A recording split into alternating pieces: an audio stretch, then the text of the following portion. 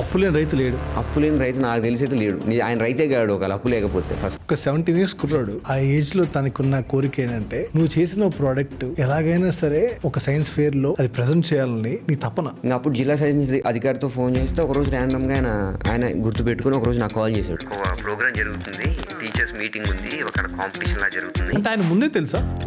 తెలియదు నాకు. జిల్లా సైన్స్ అధికారి అంటే ఆయన ఎంత పెద్ద అయినా కూడా తెలియదు నాకు. ఆయన పేరు కూడా తెలియదు నాకు. వెళ్ళడానికి పైసలు లేవు నా దగ్గర. ఎక్కడికి వెళ్ళాలి? నల్గొండ వెళ్ళాలి. మా ఫ్రెండ్స్ అడిగితే వాళ్ళు ఇచ్చేసారు, ఒక 50 రూపీస్ వరకు మనకి ఇచ్చేసారు. మళ్ళీ బట్టలు కూడా నాకు సరిగ్గా లేవు. నేనేం చేశానంటే మా ఫ్రెండ్ వాడిది ఒక చొక్కా, వీడిది ఒక పాయింట్ తీసేసుకొని నైట్ రెడీ పెట్టేసుకున్నాను.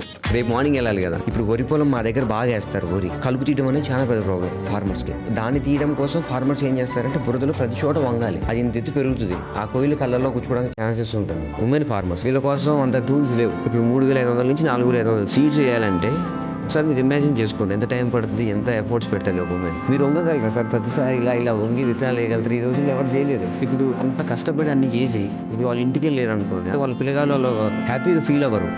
ఏమేమో ఆ ఇరిటేషన్లో ఉంటుంది వర్క్ చేసిన దాంట్లో. వాళ్ళే స్కూల్ నుంచి వస్తారు, ఏమంతగా సర్వ్ చేయడం ఇంకా అంటే అంత ప్రేమ చూపించలేరు పిల్లగాళ్ళకి. ఒకరోజు కూలికి వచ్చిన డబ్బులతో వాళ్ళు దీన్ని కొనుక్కుంటారు. అలా ఒక సీడ్ సోయింగ్ టూల్ తయారు చేసాం. సో అదేం చేస్తుంది అని అంటే నిలబడి నువ్వు వంగాల్సిన పని లేదు, మట్టిలో చేయి పెట్టాల్సిన అవసరం లేదు, మళ్ళీ దాన్ని బోర్చాల్సిన అవసరం లేదు. జస్ట్ నడుచుకుంటూ వాకింగ్ స్టిక్ ఉంటుంది కదా, అలా ఒక చిన్న టూల్ తయారు చేసి ఫార్మర్స్ మంచిగా యూజ్ చేస్తున్నారు దాన్ని. అగ్రికల్చర్లో చాలా మంది రైతులు నష్టపోయేది 3 చోట్ల సార్. ఒకటి, రెండోది ఏంటంటే సార్ పురుగు మందులు సార్. దీంట్లో ఉన్న మాఫియా ఏది లేదు సార్. మూడోది ఏంటి అని అంటే విలేజ్లో నెక్స్ట్ జనరేషన్కి వెళ్తే మీరు అందరూ ఫార్మింగ్ వదిలేస్తున్నారు చాలా మంది ఈ జనరేషన్లో. దానివల్ల ఏమవుతుందంటే కార్పొరేట్ ఫార్మింగ్ పెరిగిపోతుంది. అంటే పెద్ద పెద్ద ఇన్వెస్టర్స్ వచ్చేసి 1000 ఎకరాలు లీజుకి తీసుకొని వాళ్ళు చేసి మళ్ళీ మనమే దాంట్లో కూలీలుగా పనిచేయాల్సి వస్తుంది మన పేరు.